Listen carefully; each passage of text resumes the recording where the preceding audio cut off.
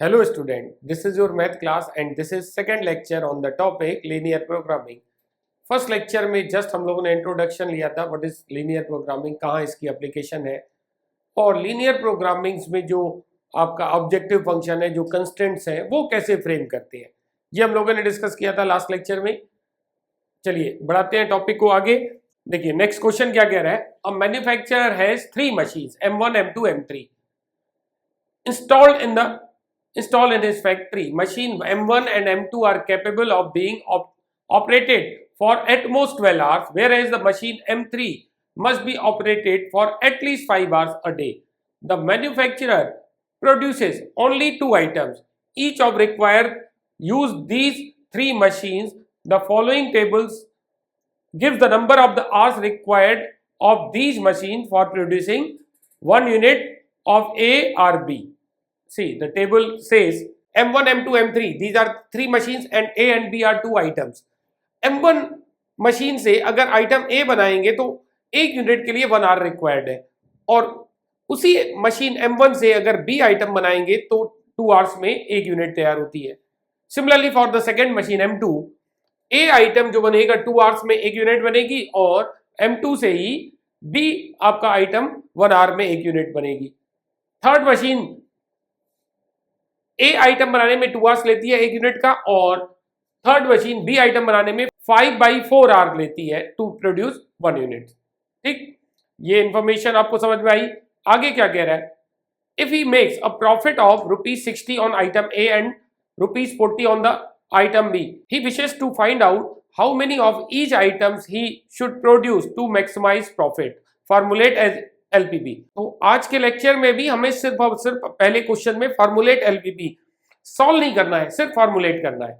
देखिए यहां पे सारी इंफॉर्मेशन गिवन है, तो हमने कह दिया आइटम ए की x यूनिट्स प्रोड्यूस की जा रही है और आइटम बी की y यूनिट्स। उसी तरह लिख लीजिएगा, let number of units produce of item A B x and item B B y। उसके बाद अगर हम z को प्रॉफिट फंक्शन गए, x यूनिट प्रोड्यूस कर रहे हैं आइटम ए की, और आइटम ए की 1 यूनिट पे 40 रुपीज का प्रॉफिट है, तो x यूनिट पे 40x का प्रॉफिट हो जाएगा। एंड आइटम बी की 1 यूनिट पे कितने का प्रॉफिट बताया गया है, सॉरी आइटम ए पे 60 का प्रॉफिट है, तो x यूनिट पे आपका आ जाएगा 60x प्रॉफिट। तो z हो गया 60x प्लस 40y, क्योंकि आइटम बी पे 40 का प्रॉफिट है और y यूनिट है हम लोग ने प्रोड्यूस करी है। तो ये प्रॉफिट फंक्शन, इसे हमें मैक्सिमाइज करना है, जो सब्जेक्टेड है डिफरेंट कंस्ट्रेंट से। वो कंस्ट्रेंट क्या है, very obviously x greater than or equal to 0 होगी, क्योंकि हम किसी भी आइटम की नेगेटिव में तो यूनिट नहीं बना सकते। Similarly y is also greater than or equal to 0। Further ये बोला गया है मशीन ए को आइटम ए बनाने की 1 यूनिट बनाने के लिए 1 आवर रिक्वायर्ड है, तो x यूनिट बनाने के लिए 1x आवर्स रिक्वायर्ड होंगे। सिमिलरली वही मशीन M1 आइटम B की 1 यूनिट बनाने के लिए 2 आवर्स ले रही है, तो y यूनिट बनाने के लिए 2y आवर्स लेगा। Therefore total time taken by machine M1 is x + 2y। अब क्वेश्चन में बोला गया था, क्या बोला गया है क्वेश्चन में, देखिए कि मशीन M1 और M2 मैक्सिमम 12 आवर्स के लिए ऑपरेट होती है, जबकि मशीन M3 मिनिमम 5 आवर्स के लिए ऑपरेट होती है। तो ये हमने कैलकुलेट किया time taken by machine M1, जो कि 12 आवर्स से ग्रेटर नहीं हो सकता, is less than or equal to 12 hours से ग्रेटर नहीं हो सकता, इट मीन उससे लेस या इक्वल होगा। तो very first constraint is x + 2y is less than or equal to 12। Similarly अगर M2 मशीन से यही A और B आइटम की x और y यूनिट्स प्रोड्यूस की जाए, M2 A आइटम की एक यूनिट पे 2 आवर्स लेता है, तो x यूनिट पे 2x टाइम लेगा। सिमिलरली B आइटम की 1 यूनिट के लिए 1 आवर लेता है, तो y यूनिट्स के लिए y आवर्स लेगा, और ये टाइम भी आपका 12 आवर्स से एक्सीड नहीं कर सकता। क्लियर। और M3 मशीन 1 यूनिट प्रोड्यूस करने के लिए आइटम ए का 2 आवर्स लेती है, तो x यूनिट प्रोड्यूस करने के लिए आप 2x टाइम लेगा, और 1 यूनिट इस बी आइटम का प्रोड्यूस करने के लिए 5/4 आवर्स लेती है, तो y यूनिट प्रोड्यूस करने के लिए 5/4y टाइम लेगा, and this is the total time. और इस केस में बोला गया एट मोस्ट 5 आवर्स, मतलब 5 आर से ज्यादा वर्क कर सकती है लेकिन 5 आर से कम नहीं, तो greater than or equal to 5। तो ये आपका प्रॉफिट फंक्शन है जो मैक्सिमाइज करना है, जो इन कंस्ट्रेंट से आपका सब्जेक्टेड है। बस हमें अभी इस क्वेश्चन में एलपीपी फॉर्मुलेट करने को कहा था, सॉल्व करने के लिए नहीं बोला गया है इस क्वेश्चन में, तो ये हमने एलपीपी फॉर्मुलेट कर ली। तो ये हमारा ऑब्जेक्टिव फंक्शन है जिसे हमें मैक्सिमाइज करना है, which is subjected to the following constraint. Clear? Next question देखिए, डाइट पे बेस्ड प्रॉब्लम है। A diet is contain at least 80 units of vitamin A, 100 units of minerals. Two foods F1 and F2 are available. Food F1 cost ₹4 per kg. Food F2 cost ₹5 per kg. 1 kg of food F1 contains 3 units of vitamin A and 4 units of minerals. 1 kg of food F2 contains 6 units of vitamin A and 3 units of minerals. We wish to find the minimum cost for the diet that consists of the mixture of these two foods and also meet the minimum nutrition required. Formulate this LPP. Formulate this as a linear programming problem. तो ये LPP formulate करना है, फिर से solve करने को अभी भी नहीं बोला है। यहाँ पे टेबल के फॉर्म में नहीं दिया था, टेबल के फॉर्म में रीड करना आसान होता है। यहाँ पे एक एक आपको इंफॉर्मेशन को केयरफुली ऑब्जर्व करना पड़ेगा। देखिए, दो तरह के आपके फूड है, हमें बतानी है कि कितना कंजम्पशन ईच टाइप के फूड का होना चाहिए। F1 F2 are to foods, हमने कह दिया F1 का कंजम्पशन x यूनिट्स है या x kg है। F1 is consume x kg while F2 is consume y kg to meet the nutrient requirement. Clear? अब देखिए F1 की 1 kg में विटामिन ए कितना है, कॉस्ट के अलावा हमें और क्या दिया है, देखिए 1 kg of food F1 contains 3 units of vitamin. 1 kg में 3 यूनिट्स मिलती हैं, तो x kg में कितनी मिलेंगी? 1 kg में 3 यूनिट्स मिलती हैं, तो x kg में आपको मिलेगी 3x यूनिट्स। सिमिलरली, और F2 से उसी विटामिन के 1 kg आइटम से आपको कितने यूनिट्स में विटामिन ए मिल रहा है? 6 यूनिट्स। 1 kg से आपको मिल रहा है 6 यूनिट्स, और हमने F2 कितना कंज्यूम करने के लिए बोला है? y kg, तो y kg से कितना मिलेगा? 6y, तो 3x प्लस 6y, ये हमारा टोटल विटामिन ए का कंजम्पशन हो गया। और हमें बोला गया है कि विटामिन ए की मिनिमम 80, मिनिमम एटलीस्ट मतलब मिनिमम 80 यूनिट्स आर रिक्वायर्ड। तो ये less than or equal to होना चाहिए या greater than or equal to? If minimum requirement of vitamin A is 80 units, मतलब ये जो वैल्यू है मिनिमम 80 होनी चाहिए, मतलब 80 या उससे ग्रेटर होनी चाहिए। This is not first, no ये फर्स्ट तो नहीं, x greater than or equal to 0, y greater than or equal to 0। Very obviously जो हमने फूड लिया है वो नेगेटिव नहीं हो सकते, तो x greater than or equal to 0, y greater than or equal to 0, और उसके बाद एक कंस्टेंट बना 3x plus 6y is greater than or equal to 80, so this is 1। उसके बाद देखिए, ये तो हमने विटामिन की फुलफिलमेंट की। उसके बाद मिनरल्स की बात करें, देखिए 1 kg F1 फूड में कितना मिनरल मिल रहा है हमें? 3 यूनिट्स, तो 1 kg में, तो x kg में 3x यूनिट मिलेगा, और 1 kg F2 फूड में आपको कितने मिनरल मिल रहे हैं? 3 यूनिट्स, तो y kg में कितना मिलेगा? 3y, 3x प्लस 3y, और minimum requirement of mineral is 100, minimum requirement is 100, तो ये greater than or equal to 100 हो गया। फिर से आप रीड कर लीजिए, देखिए फूड F1 में 3 यूनिट्स विटामिन ए की अवेलेबल है 1 kg में, और 4 यूनिट मिनरल की है। देखिए मिनरल की 4 यूनिट्स हैं तो 1 kg में, तो x kg में 4x आएंगी, और फूड F2 के 1 kg में 6 यूनिट्स विटामिन ए की है और 3 यूनिट्स, हम अभी मिनरल ही कैलकुलेट कर रहे हैं, यहाँ पे 4 यूनिट्स थी 1 kg में, तो x kg में 4x यूनिट्स हो गई। F2 के 1 kg में 3 यूनिट्स मिनरल, तो y kg में 3y, और टोटल हमारा मिनरल की क्वांटिटी हो गई 4x प्लस 3y, और क्वेश्चन के अकॉर्डिंग ये 100 यूनिट से कम नहीं होना चाहिए। This must be greater than or equal to 100, so this is 2। ये जो कंस्टेंट है ये इस तरह से फ्रेम किए गए हैं कि हमारा जो कंजम्पशन है, जो हमारी कॉस्ट है, cost function, suppose z is the cost function. अब देखिए 1 kg फूड F1 की कॉस्ट बताई गई है 4 रुपीज है 1 kg की, तो हमने कितना कंज्यूम करने को बोला है, x kg, तो 1 kg की कॉस्ट 4 रुपीज है, तो x kg की 4x हो गई। सिमिलरली 1 kg F2 की कॉस्ट है 5 रुपीज, y kg की हो जाएगी 5y। This cost we have to minimize. आपको लिखना था शुरुआत में, let food F1 x kg required है और food F2 y kg required है, and the cost is 4x plus 5y। ये हमारा ऑब्जेक्टिव फंक्शन हो गया which is subjected to the following constraint. ये हमारे कंस्ट्रेंट हो गए, ये बाद में लिखते हैं। बस इस क्वेश्चन में भी आपको एलपीपी फॉर्म करने को बोला है, तो ये आपका क्वेश्चन हो गया। सॉल्व करना अभी हम लोग सीखेंगे। देखिए अब सॉल्व कैसे करना है, अब हम लोग वो डिस्कस करने जा रहे हैं, graphical method of solving an LPP. देखिए कुछ थ्योरम्स हमें पढ़नी है। पहली first one is let R be the feasible region. हम लोगों ने डिस्कस किया था फिजिबल रीजन क्या होता है। फिजिबल रीजन हमें क्रिएट करना है। हम लोगों ने ऑब्जेक्टिव फंक्शन बनाना सीख लिया, let Z equal to A X plus B Y be the objective function. तो जेड की ऑप्टिमल वैल्यू निकालनी है। ऑप्टिमल में मैक्सिमम मिनिमम दोनों इंक्लूडेड है, मैक्सिमम और मिनिमम जो कंस्ट्रेंट से सब्जेक्टेड होती है। कंस्ट्रेंट बनाना भी हम लोगों ने सीखा, हम लोगों ने कंस्ट्रेंट बना लिया। अब इन कंस्ट्रेंट को लीनियर इनइक्वालिटीज में हम लोग चेंज करेंगे, और लीनियर इनइक्वालिटीज के करस्पॉन्डिंग रीजन हम लोग ने वेरी फर्स्ट लेक्चर में ही सीखा था। तो हर एक कंस्ट्रेंट के करस्पॉन्डिंग एक लीनियर इनइक्वालिटी लिख करके उनके रीजन लिखेंगे। जो उन सभी इनइक्वालिटीज का जो कॉमन रीजन होगा उसी को हम फिजिबल रीजन कहेंगे। तो आपको सबसे पहले फिजिबल रीजन आपको ड्रॉ करना है, और मैक्सिमम मिनिमम वैल्यू आपको उसी फिजिबल रीजन के कॉर्नर पॉइंट पे मिलेगी। This is the theorem. जो भी कॉर्नर दिख रहे होंगे उनके कॉर्नर पे ही मैक्सिमम या मिनिमम वैल्यू आपको अपीयर होती मिलेगी। इधर मैक्सिमम या मिनिमम जो भी पूछा है वो कॉर्नर पॉइंट पे ही मिलेगी। ज्यादा क्लियरिटी के लिए क्वेश्चन करेंगे तो समझ में आ जाएगा।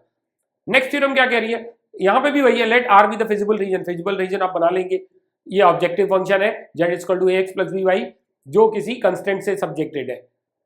Are is a bounded, then the objective function Z has both. पिछले में क्या कहा, यहां पे भी बाउंडेड ही लिया था। जो आपका ऑब्जेक्टिव फंक्शन है उसकी इधर मैक्सिमम या मिनिमम वैल्यू की बात कर रहे हैं, या तो मैक्सिमम या तो मिनिमम। यहां कह रहे हैं both maximum and minimum value, वो भी हम यही कह रहे हैं कि वो कॉर्नर पॉइंट पे मिलेगी। कॉर्नर पॉइंट कैसे कैलकुलेट करना है ये हम लोग बिल्कुल डिस्कस करेंगे, यही इंपॉर्टेंट पार्ट है। तो मैक्सिमम एंड मिनिमम अगर दोनों एग्जिस्ट कर रही हैं वो भी आपको वर्टेक्स या कॉर्नर पे ही मिलेंगी। इफ आर इज अनबाउंडेड, अगर आर अनबाउंडेड, दोनों केस में हम लोगों ने क्या लिया, बाउंडेड फंक्शन लिया। If R feasible region unbounded है then the objective function may not have a maximum or minimum. पिछले में कहा मैक्सिमम मिनिमम में कोई एक होगी या दोनों हो सकती है। एक तो होगी अगर ये बाउंडेड है, या तो मैक्सिमम होगी या तो मिनिमम होगी या दोनों हो सकती है। अगर ये अनबाउंडेड है, फिजिबल रीजन अनबाउंडेड है, तो हो सकता है मैक्सिमम मिले, हो सकता है मिनिमम मिले, हो सकता है मैक्सिमम मिनिमम मिले ही ना। तो ये भी हो सकता है कि मैक्सिमम मिनिमम एग्जिस्ट ही ना कर रही हो। अगर एग्जिस्ट करती है, इफ एग्जिस्ट, देन अगेन ये कॉर्नर पॉइंट पे ही आपको मैक्सिमम या मिनिमम मिलेगा, चाहे अनबाउंडेड हो। क्लियर?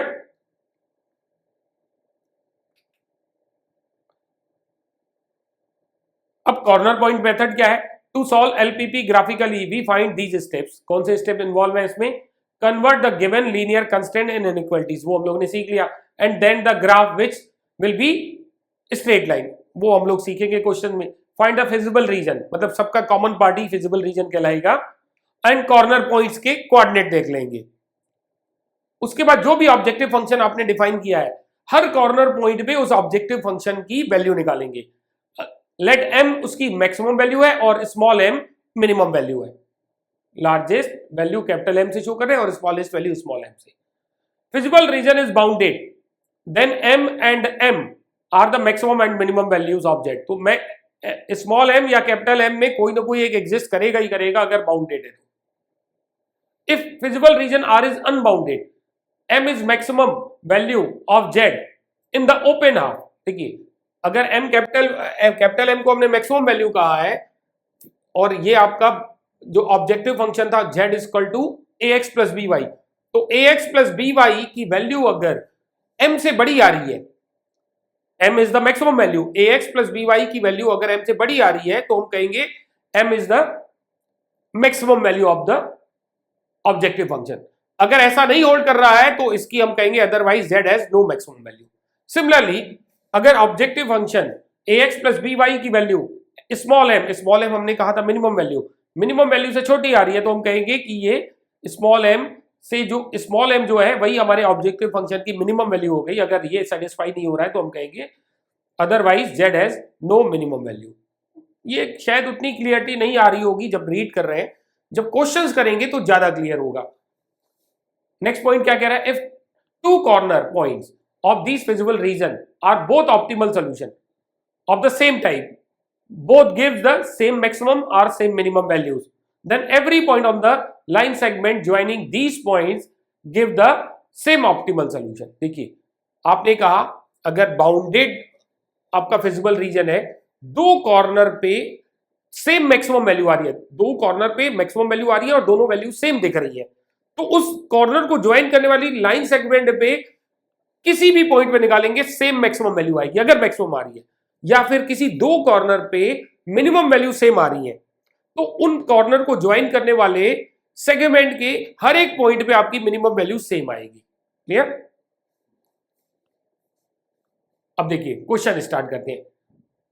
हम लोगों ने अगर वर्ड्स प्रॉब्लम गिवन है तो ऑब्जेक्टिव फंक्शन और कंस्ट्रेंट बनाना सीखा। यहां पे देखिए हमें सब कुछ गिवन है, आपका ऑब्जेक्टिव फंक्शन भी गिवन है z equal to 60x plus 15y जो सब्जेक्टेड है इन कंस्ट्रेंट से, तो आपको सिर्फ और सिर्फ सॉल्व करना है। तो आज के लेक्चर में हम लोग जब ऑब्जेक्टिव फंक्शन और कंस्ट्रेंट बने हुए हैं तब कैसे सॉल्व करेंगे वो सीखेंगे। फिर नेक्स्ट लेक्चर में हम लोग सीखेंगे कि अगर वर्ड प्रॉब्लम है तो कंस्ट्रेंट एंड ऑब्जेक्टिव वो हमने क्रिएट करना सीखा ही था, हम खुद से क्रिएट करेंगे और उसके बाद सोल्यूशन भी देखेंगे एलपीपी का। चलिए स्टार्ट करते हैं। वेरी फर्स्ट क्वेश्चन देखिए, objective function z equal to हमें क्या गिवन है 60x plus 15y which is subjected to the following constraint. देखिए कंस्ट्रेंट क्या है, x plus Y less than or equal to 50। सबसे पहले तो ये लिखिए x and y both are greater than or equal to 0, x is greater than or equal to 0 as well as y is greater than or equal to 0। x plus Y का sum 50 से smaller है and x plus Y का सम 3x plus Y का सम 90 से smaller है। एक चीज और नोटिस करने वाली है, जब हम x axis y axis draw करेंगे और हमने कहा x greater than or equal to 0 है, y greater than or equal to 0 है, नेगेटिव वैल्यू नहीं हम एज्यूम करेंगे। ओनली जो हमारा फिजिबल रीजन दिखेगा वो फर्स्ट क्वाड्रेंट में ही दिखेगा, अदर देन फर्स्ट क्वाड्रेंट आपको नहीं लेना है क्योंकि x हमने ग्रेटर देन 0 कहा है। तो x ग्रेटर देन 0 है तो y एक्सिस के राइट में जाएंगे, y greater than or equal to 0 है तो x एक्सिस के ऊपर जाएंगे। x और y दोनों पॉजिटिव कहां मिलता है, फर्स्ट क्वाड्रेंट में। तो विजिबल रीजन फर्स्ट क्वाड्रेंट में होगा और मैक्सिमम क्या कर सकता है, x और y क्वाड्रेंट के साथ आपका ओवरलैप कर सकता है। सेकेंड थर्ड फोर्थ क्वाड्रेंट में नहीं लेना है हमें विजिबल रीजन। तो x greater than or equal to 0 इसका मतलब इस कंस्ट्रेंट को सेटिस्फाई करने वाला रीजन क्या होगा, y एक्सिस के राइट साइड, और y greater than or equal to 0 इसको सेटिस्फाई करने वाला विजिबल रीजन क्या होगा, अबव x एक्सिस। अब x plus Y less than or equal to 50 को कैसे शो करना चाहिए हमें, देखिए करस्पॉन्डिंग लाइन पहले आप लिखेंगे x plus Y equal to 50। ये लाइन कैसे ड्रॉ करते हैं, देखिए इसको हम 50 से दोनों साइड डिवाइड कर रहे हैं, x by 50 plus Y by 50 equal to 1। ये किस फॉर्म में आ गई लाइन, दिस इज, ये लाइन इंटरसेप्ट फॉर्म में लिख दी हमने। तो x इंटरसेप्ट 50 है, y इंटरसेप्ट 50 है, बोथ आर 50। सपोज हमने कह दिया दिस इज 50 एंड सपोज ये भी हमने 50 कह दिया, तो x plus Y equal to 50 इन दोनों पॉइंट को ज्वाइन करने वाला इस लाइन की इक्वेशन आ गई। लेकिन हमें कंस्ट्रेंट क्या है, x plus Y less than or equal to 50। तो less than or equal to 50 या तो इस लाइन के नीचे का पार्ट होगा या तो इस लाइन के ऊपर का पार्ट होगा। ये भी हम लोग ने डिस्कस किया था कैसे हम आइडेंटिफाई करेंगे विच रीजन इज रिक्वायर्ड, ऊपर वाला रीजन ले या नीचे वाला। तो एक पॉइंट ऐसा ले लीजिए जो लाइन पे नहीं लाई कर रहा है। अगर ओरिजिन लाइन पे नहीं है तो बेस्ट है कि आप ओरिजिन लीजिए। हमने ओरिजिन ले लिया, अब इस इनइक्वालिटी में ओरिजिन के लेफ्ट हैंड साइड में 0 0 रखिए क्योंकि x एंड y 0 0 होंगे। 0 प्लस 0 सम 0 आ गया। 0 इज लेस देन 50, ट्रू है या फॉल्स है, अगर ट्रू है तो इस लाइन के उस साइड का पार्ट लीजिए जिधर ओरिजिन फॉल कर रहा है, अगर ट्रू है तो। अगर फॉल्स है तो ओरिजिन के दूसरे साइड का, यहां पे ट्रू आ रहा है तो इस लाइन के नीचे वाला पोर्शन लेंगे। क्लियर, इसके ऊपर वाला पार्ट छूट गया और एक हमारे पास और कंस्टेंट गिवन है 3x plus y is less than or equal to 90। तो पहले इसके करस्पॉन्डिंग लाइन लिखिए 3x plus Y is equal to 90। इसको अगेन आप, क्या होता है यार, इसको अगेन आप इंटरसेप्ट फॉर्म में लिखिए, 90 से डिवाइड कर दीजिए, 3x बाई 90 या x by 30 plus y by 90 equal to 1। x intercept 30 है तो 50 कहा था, suppose this is 30। y intercept 90 है, सपोज दिस इज 90। अब इन दोनों को ज्वाइन कर दीजिए, ये तो इस लाइन की इक्वेशन बनी। अब जो कंस्टेंट है या इनइक्वालिटी है 3x plus Y less than or equal to 90, again ये लाइन ओरिजिन से नहीं पास हो रही है, फिर से ओरिजिन के पॉइंट इसमें रख के देखिए, 0 प्लस 0, 0 इज लेस देन 90 तो ट्रू है, तो इस लाइन के वो वाला साइड लेंगे जो ओरिजिन की तरफ जा रहा है। अब देखिए पहली कंस्ट्रेंट को सेटिस्फाई करने वाला रीजन कौन सा है, इसके राइट में, दूसरे को सेटिस्फाई करने वाला इसके लेफ्ट में। हम अलग अलग कलर से शेड कर दे रहे हैं तो जैसे क्लियरिटी आएगी आपको। मान लेते हैं पहले को सेटिस्फाई करने वाला ये आपका रीजन था, वैसे तो आपको समझ में आ गया होगा कौन सा रीजन रिक्वायर्ड है, और दूसरे को सेटिस्फाई करने वाला हमने कह दिया ये रीजन है, y greater than or equal to 0, ये रीजन हो गया अबाउट। और तीसरे को सेटिस्फाई करने वाला रीजन कौन सा है, सपोज हमने कह दिया ये रीजन इस लाइन के नीचे की ओर का है। और चौथे रीजन को सेटिस्फाई करने वाला कौन सा रीजन कहा है हमने, इस लाइन के इधर का रीजन। तो चारों में कॉमन कौन सा है, चारों में कॉमन ये रीजन हो गया। अब आपको समझ में आया होगा कौन सा रीजन है हमारा, कॉमन रीजन हो गया, उसको हम फिर से डार्क कर दे रहे हैं। जो कॉमन रीजन है वो ये रीजन है आपका, ये पोर्शन, ये पोर्शन, ये पोर्शन, ये पोर्शन, बाउंडेड रीजन आ रहा है, दिस इज बाउंडेड रीजन। इस पे हर एक कॉर्नर के आपको कोऑर्डिनेट कैलकुलेट करने हैं। ये वेरी ऑब्वियस, ये 0 0 है, ओरिजिन भी है, एक कॉर्नर ही है, ये चारों में नहीं आएगा। देखिए ये हमारा 30 0 और इस पॉइंट के कोऑर्डिनेट 0 50 हो गए। एक कोऑर्डिनेट से हमें कैलकुलेट करना है इंटरसेक्शन ऑफ, ये लाइन का इंटरसेक्शन है, कौन सी लाइन है ये, एक लाइन है x plus Y equal to 50, ये लाइन है x plus Y equal to 50, एक है 3x plus Y equal to 90, इनका इंटरसेक्शन यही हमें कैलकुलेट करना है। ओनली द अननोन कॉर्नर, इसको O कह दिया, P कह दिया, Q कह दिया, R कह दिया। तो O के कोऑर्डिनेट आपने कहे 0 0 है, P के कोऑर्डिनेट आपने कहे 30 0 है, R के कोऑर्डिनेट कहे आपने 0 50 है। Only we have to calculate the coordinate of Q। Q is the intersection of, Q किसका इंटरसेक्शन है, Q इज इंटरसेक्शन ऑफ कौन सी दो लाइन का इंटरसेक्शन है, x plus Y equal to 50 and 3x plus Y equal to 90। इनको solve कर लीजिए तो Q के कोऑर्डिनेट आ गए। सॉल्व करना तो आसान है, इस इक्वेशन में इस इक्वेशन को सब्ट्रैक्ट कीजिए, 3x plus Y equal to 90 और x plus Y equal to 50 subtract कीजिए, y cancel, 3x minus x 2x, 90 minus 50 40, तो x की वैल्यू आ गई 20, value of x is 20। First equation में x 20 रखी है तो y आ जाएगा 30, तो q के कोऑर्डिनेट आ गए, जब x 20 है तो y हमने देखा 30 आ रहा है, तो q के कोऑर्डिनेट आ गए 20 30। मैक्सिमम और मिनिमम, मैक्सिमम एंड मिनिमम दोनों बोला है, तो हर एक वर्टेक्स पे आप z ऑब्जेक्टिव फंक्शन z की वैल्यू निकालिए। Calculate the value of z किससे सब्जेक्टेड है, z is 60x plus 15y, 60x plus 15y। Calculate the value of z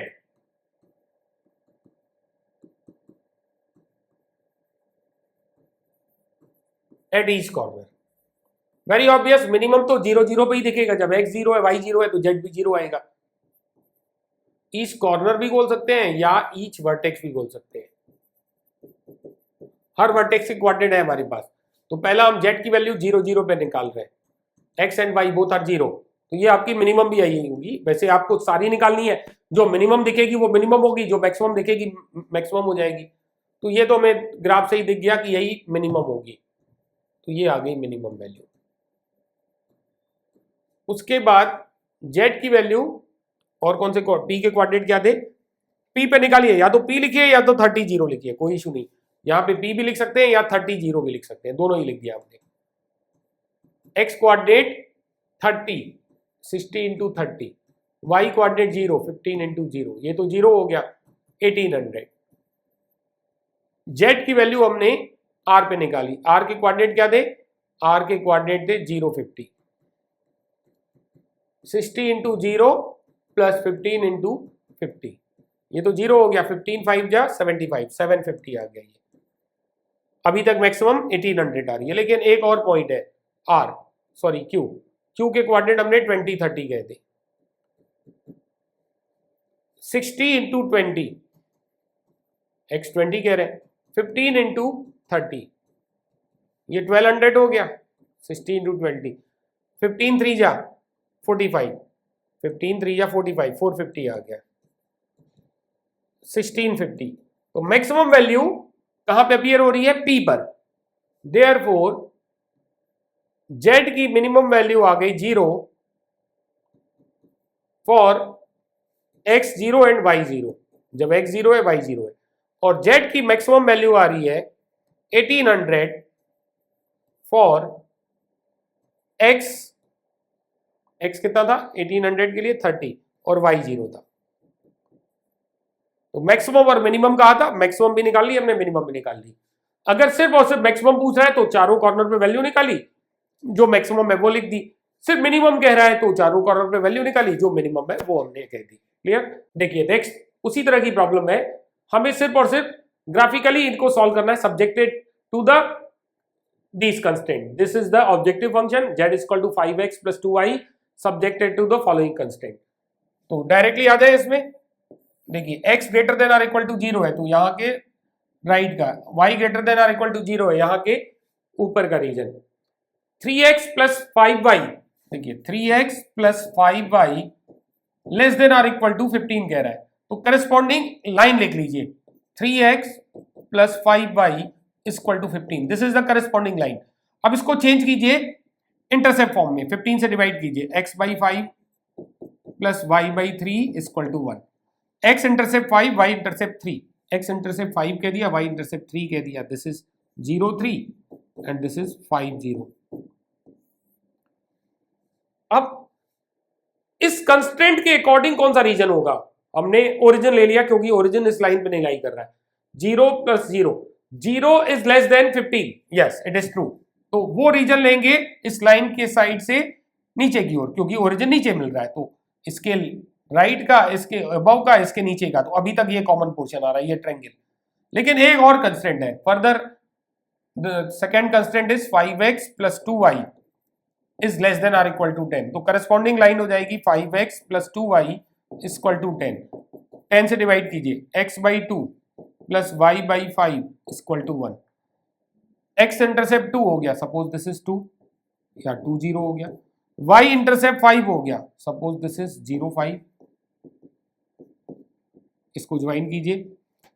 अब इसमें वापस देखिए जी, ओरिजिन इस पे नहीं लाई कर रहा है, तो ओरिजिन सेटिस्फाई कर रहा है, नहीं कर रहा है। ओरिजिन जब x और y 0 रखेंगे, 0 इज लेस देन 10, यस ये भी सेटिस्फाई हो रहा है, तो इस लाइन से ओरिजिन की ओरिजिन, तो जो आपका फिजिबल रीजन होगा, this is the feasible reason जो सबको सेटिस्फाई कर रहा है। तो इसमें एक वर्टेक्स आपको 0 0 दिख गया, एक वर्टेक्स 2 0 हो गया, एक वर्टेक्स 0 3 हो गया, only we have to find one vertex.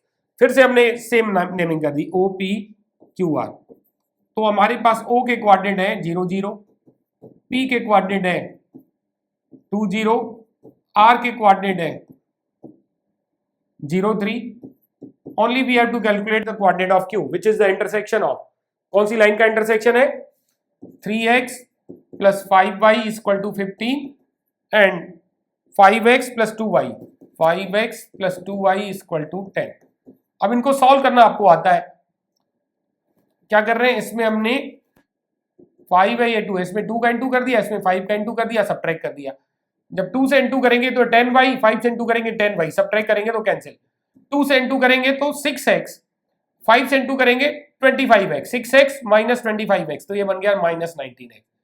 2 से इंटू करेंगे 30, 10 से इंटू करेंगे 50, 30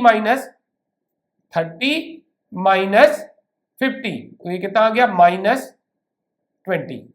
अब इसे चेक कीजिए, 2 से इंटू करेंगे तो ये 6 हो गया, और 5 से इंटू करेंगे 25, 6 माइनस 25 -19x, और ये 30 माइनस 50 -20, माइनस माइनस तो कैंसिल हो गया, x की वैल्यू आ गई 20/19।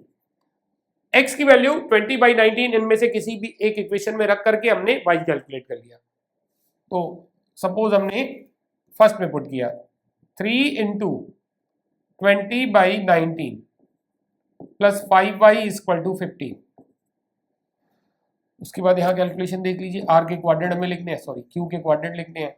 ये कितना हो गया 60/19, ट्रांसपोज कर दिया, 5y equal to 15 minus 60/19, 19 into 15 into करिए, 15 9 जा 135, यारी 13, 15 1 जा 15 एंड 13, 15 प्लस 13 28 माइनस 60/19, सब्ट्रैक्ट करेंगे 5y इक्वल टू 280 माइनस 60 220 225/19, और ये 5 से कैंसिल करेंगे तो ये आ जाएगा y 45/19। ठीक है, कैलकुलेशन 5 4 जा 5 5 जा, ठीक। तो r के क्वाड्रेंट आ गए, x क्वाड्रेंट हम लोग ने कैलकुलेट किया था 20/19 और y क्वाड्रेंट 45/19। अब हमें क्या बोला है, ओनली मैक्सिमम वैल्यू चाहिए, चाहे मैक्सिमम कहे या मिनिमम, आपको हर वर्टेक्स पे आपको वैल्यू निकालनी पड़ेगी। तो ओरिजिन पे वेरी ऑब्वियस 0 ही 0 आएगा, क्योंकि इसमें कांस्टेंट नहीं है, हो सकता है कांस्टेंट भी दिया हो ऑब्जेक्टिव फंक्शन में, तब 0 0 नहीं कहेंगे, सिर्फ और सिर्फ ऑब्जेक्टिव फंक्शन एक्स वाई पे डिपेंड करे, अब कांस्टेंट ना आए तो इसकी वैल्यू 0 ही आएगी ओरिजिन पे। तो ओरिजिन पे वैल्यू 0 आ गई। उसके बाद हमने p पे कैलकुलेट की, p के कोऑर्डिनेट क्या थे 2 0, x कोऑर्डिनेट आपने 2 रखा, y कोऑर्डिनेट 0 रखा, 5 2 जा 10 प्लस 2 इंटू 0, तो ये तो 10 आ गया। उसके बाद r पे कैलकुलेट की, r के कोऑर्डिनेट है आपके 0 3, x कोऑर्डिनेट 0 रखा, 5 इंटू 0 प्लस 2 इंटू 3, तो ये आ गया 6। अभी तक मैक्सिमम आ रहा है 10, और लास्ट q पे कैलकुलेट किया, q पे x और y कोऑर्डिनेट 20/19 45/19 है। हमारे पास जो ऑब्जेक्टिव फंक्शन है 5 इंटू x कोऑर्डिनेट कितना बोला 20/19 plus 5x plus 2y, y coordinate आया 45/19, दोनों का डिनोमिनेटर 19 है तो एलसीएम हो गया 19, only numerator we have to add, this is 5 into 20 100 and this is 90, 190 upon 19 10। तो दो मैक्सिमम वैल्यू आ रही है, p पर भी और q पे भी, तो मैक्सिमम p पे भी है, मैक्सिमम q पे भी है। हम लोग ने कहा था अगर दो वर्टेक्स पे मैक्सिमम आ रहा है तो उनको ज्वाइन करने वाले लाइन सेगमेंट पे हमेशा मैक्सिमम आएगा। हमने किस पे p और q पे कहा मैक्सिमम है, p पे भी मैक्सिमम है, q पे भी मैक्सिमम है, तो इस लाइन सेगमेंट में हर जगह मैक्सिमम ही आएगा और वो 10 ही देगा ऑलवेज। तो maximum value only we have to find which is 10 which appears at the line segment PQ। P पे भी 10 है, Q पे भी 10 है, तो PQ के हर पॉइंट पे 10 ही देगा। क्लियर? आई होप जो कंसेप्ट आज हम लोगों ने डिस्कस किया वो आपको समझ में आया होगा। नेक्स्ट क्लास में हम लोग डिस्कस करेंगे कि अगर हमें खुद से एलपीपी फॉर्म करनी पड़े फिर उसको सॉल्व करना पड़े तो कैसे करेंगे। मिलेंगे आपसे नेक्स्ट क्लास में, till then bye bye, take care.